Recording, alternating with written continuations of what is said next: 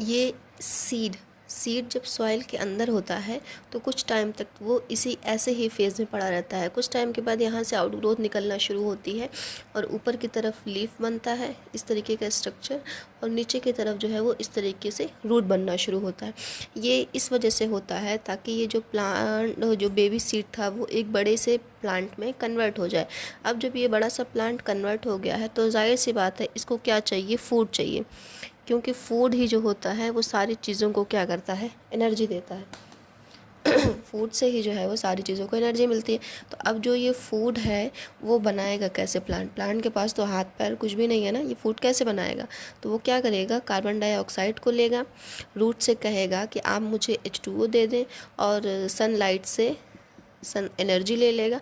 और क्या करेगा, सनलाइट से एनर्जी लेने के बाद ये क्या करेगा, लीफ से कहेगा कि आपके पास जो क्लोरोफिल है वो आप यूटिलाइज़ करें।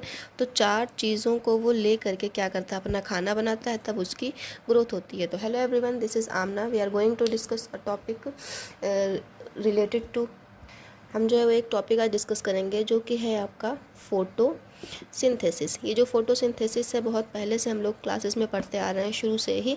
और फोटोसिंथेसिस का मतलब क्या होता है कि प्लांट जो है वो खाना बना रहा है अपना। किन किन चीज़ों की रिक्वायरमेंट होती है प्लांट को अपना खाना बनाने के लिए? भाई CO2 की रिक्वायरमेंट होती है, H2O की रिक्वायरमेंट होती है, और किसकी रिक्वायरमेंट होती है, सनलाइट की रिक्वायरमेंट होती है, और क्लोरोफिल की रिक्वायरमेंट होती है। 4 चीज़ों को वो ले करके अपना खाना बनाता है। तो इस स्टेप को कहा जाता है फोटोसिंथेसिस। आपके एग्ज़ाम्स में क्वेश्चन आते हैं कि what are the requirements of photosynthesis. ठीक है, आपके एग्ज़ाम्स में क्वेश्चन आते हैं रिक्वायरमेंट्स ऑफ फोटोसिंथेसिस। अगर रिक्वायरमेंट ऑफ फोटोसिंथेसिस क्या रहा है तो आपको क्या करना पड़ेगा कि जो जो चीज़ें थी, कि जिन चीज़ों से उसने खाना बनाया था वो आप मेंशन कर दें, रिक्वायरमेंट हो गया। ये आपका 1 नंबर का क्वेश्चन है। ठीक है, लेकिन अगर वो क्वेश्चन जो है आपसे अगर 2 नंबर का क्वेश्चन पूछ रहा है, ठीक है, अगर उसने एग्जामिनर ने कहा कि आप 2 नंबर में 2 मार्क्स में बताइए कि रिक्वायरमेंट ऑफ फोटोसिंथेसिस क्या है, तो आपको थोड़ा सा सनलाइट के बारे में भी एक्सप्लेन करना पड़ेगा। ठीक है, कि ये नेचुरल रिसोर्स है फोटोसिंथेसिस के लिए, ये सोलर एनर्जी को केमिकल एनर्जी में कन्वर्ट होता है। ठीक, उसके बाद आप जो H2O का है उसको पूरा थोड़ा सा डिटेल में बताएंगे, CO2 क्या होता है उसको डिटेल में बताएंगे। ठीक है, कि क्या रिक्वायरमेंट होती है, और लीफ के थ्रू जो है वो क्लोरोफिल है वो रिक्वायरमेंट बताएंगे। अकॉर्डिंग टू क्वेश्चन ये डिपेंड करता है आपका कि कितने मार्क्स का क्वेश्चन पूछा जा रहा है।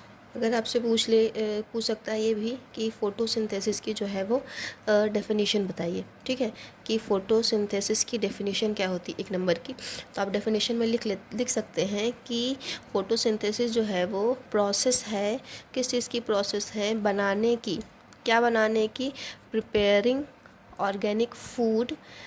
ठीक है, ऑर्गेनिक फूड बाय कंबाइनिंग, यानी कि कंबाइन करके, किसको कंबाइन करके, carbon dioxide and water and using solar energy and chlorophyll pigment. तो ये आप लिख सकते हैं फोटोसिंथेसिस में कि ये प्रोसेस है preparing organic food by combining CO2, H2O and chlorophyll and sunlight. ठीक है, देखिए यहाँ पे डिफिनेशन लिखी हुई है, photosynthesis is the process of preparing organic food.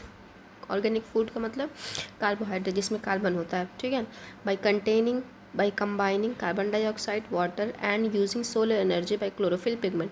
ठीक है, तो ये क्वेश्चन का आंसर हो गया आपका फोटोसिंथेसिस का। नेक्स्ट में कह रहा है, नीचे लाइन में कह रहा है कि the sugar produced in photosynthesis is stored in the form of starch. यहाँ पे एक क्वेश्चन आपका बनता है कि शुगर जो है वो फोटोसिंथेसिस प्लांट में किस फॉर्म में स्टोर होती है, तो आपका आंसर होगा स्टार्च के फॉर्म में। ठीक है, and it is the source of reserve internal energy. ठीक है, प्लांट को एनर्जी की रिक्वायरमेंट है तो प्लांट एनर्जी स्टोर कर लेता है ताकि जब उसको रिक्वायरमेंट हो तो वो जो स्टोर्ड एनर्जी थी उसका यूटिलाइजेशन कर सके। अच्छा, नेक्स्ट नीचे देखें फिगर जो बना हुआ है, रूट लिखा हुआ है, फिर स्टेम लिखा हुआ है ना, फूड गोज़ डाउन और फूड गोज़ अप और डाउन जो जा रहा है ये फ्लोएम के थ्रू जाता है। ठीक है, फ्लोएम का मूवमेंट जो होता है वो बाई डायरेक्शनल होता है, वो ऊपर भी मूव कराता है और नीचे भी। लेकिन जो जाइलम का मूवमेंट होता है जो कि पानी का ट्रांसपोर्ट करता है प्लांट में, वो सिर्फ और सिर्फ एक तरफ मूवमेंट करता है, रूट से उसने पानी एब्जॉर्ब करा और ऊपर की तरफ मूव करने लगा। ठीक है, देखिए अब जो ये लीफ है लीफ में क्या हो रहा है, क्लोरोफिल लिखा हुआ है और सोलर एनर्जी मिल रही है भाई, कार्बन डाइऑक्साइड है और वो ग्रीन है ही, ऑब्वियस सी बात है, क्लोरोफिल है उनके पास। तो ये जब सारा काम हो रहा था तो वहीं से एक चीज़ निकल रही थी जो जो हमारे लिए यूज़फुल होती है, जिसको कहा जाता है ऑक्सीजन, है ना। देखें यहाँ पे एरो बना हुआ है, ऑक्सीजन निकल रही है जो हमारे लिए यूज़फुल है। इस वजह से कहा जाता है कि हम जो है वो एक दूसरे पर डिपेंडेंट हैं। अगर प्लांट फोटोसिंथेसिस नहीं करेगा तो हमें ऑक्सीजन किधर से मिलेगी, है ना। तो इस वजह से फोटोसिंथेसिस एक यूज़फुल और एक इम्पॉर्टेंट प्रोसेस है प्लांट्स के लिए एज वेल एज़ हमारे लिए भी। हम अगर ऑक्सीजन ना लें तो हम कार्बन डाइऑक्साइड रिलीज़ कैसे करेंगे। अगर कार्बन डाइऑक्साइड रिलीज़ नहीं करेंगे तो प्लांट जी जो हैं वो कार्बन डाइऑक्साइड ले करके फोटोसिंथेसिस कैसे कराएंगे, है ना। तो ये सारे जो पॉइंट्स थे वो इम्पॉर्टेंट भी हैं और ये फिगर जो है बहुत मज़ेदार है। अगर आप बायो का कोई भी आंसर लिखते हैं तो फिगर मस्ट है, ठीक है। जो भी आपके समझ में आ रहा हो, जिस तरीके से आप एक प्लांट बना दें, एरो दिखा दें कि कार्बन डाइऑक्साइड अंदर ले रहा है, जा रहा है, ठीक है। चलें नेक्स्ट स्लाइड में हम लोग जो है वो रिक्वायरमेंट ऑफ फोटोसिंथेसिस डिस्कस करेंगे। ओके, देखिए यहाँ पे क्या लिखा हुआ है, इक्वेशन बनाया गया है कि जो कार्बन डाइऑक्साइड आपने एयर से प्लांट को दिया हुआ था, अभी आप जो बात कर रहे थे, फिर वाटर भी दिया हुआ था सॉइल को, सॉइल से प्लांट को, तो वो दोनों मिले तो उसके बाद क्या हुआ कि सनलाइट उन्होंने ली और क्लोरोफिल पत्ती में तो था ही, सब लोग मिलजुल करके क्या किया, उन्होंने ग्लूकोज बना दिया। ग्लूकोज जो है वो क्या है, C6H12O6, इसका ये फार्मूला होता है, ठीक है।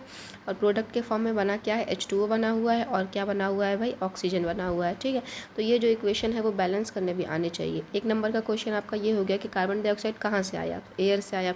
एक नंबर का क्वेश्चन आपका ये भी होता है कि जो फोटोसिंथेसिस, ऐसे घुमा के पूछते हैं, है ना, कि in the process of photosynthesis where plant gets water. तो ये थोड़ा सा कंफ्यूजिंग हो जाता है कि पानी मिला कहाँ से। तो ऑब्वियस से हमें बात पता है कि भाई पानी, जड़ रूट जो है उसकी मिट्टी के अंदर है, तो ऑब्वियस सी बात है मिट्टी के अंदर से ही पानी उसको मिलेगा, है। तो फ्रॉम सॉइल हो गया, ठीक है। तो और रिक्वायरमेंट ऑफ फोटोसिंथेसिस में देखें क्या लिखा हुआ है कि सनलाइट, फोटोसिंथेटिक पिगमेंट, वही क्लोरोफिल की बात कर रहा है, कार्बन डाइऑक्साइड एंड वाटर। तो ये रिक्वायरमेंट्स हैं फोटोसिंथेसिस की। रिक्वायरमेंट में कभी कभी एक नंबर का क्वेश्चन पूछता है समटाइम्स, और समटाइम्स जो है वो डिटेल में पूछ लेता है। तो आपको ये डिटेल में बताना पड़ेगा कि सनलाइट की रिक्वायरमेंट आखिर किस लिए है, फोटोसिंथेटिक पिगमेंट की रिक्वायरमेंट आखिर किस लिए है, वाटर की आखिर रिक्वायरमेंट किस लिए, कहाँ से है। फिगर आप बना दें तो बहुत अच्छा है। कोई भी बायो का कोई भी क्वेश्चन, चाहे वो 1 नंबर का हो, चाहे 2 नंबर का हो, इवन 4-5 मार्क्स का हो, अगर आपने फिगर बनाया हुआ है तो आपने कंप्लीट आंसर किया हुआ है, ठीक है। बिना फिगर के बायो का आंसर इनकम्प्लीट होता है। तो ट्राई करा करें, बहुत ईजी होता है, फटाफट बन जाते हैं। बाकी लाइक शेयर कर दें और नेक्स्ट वीडियो में डिस्कस कर लेंगे।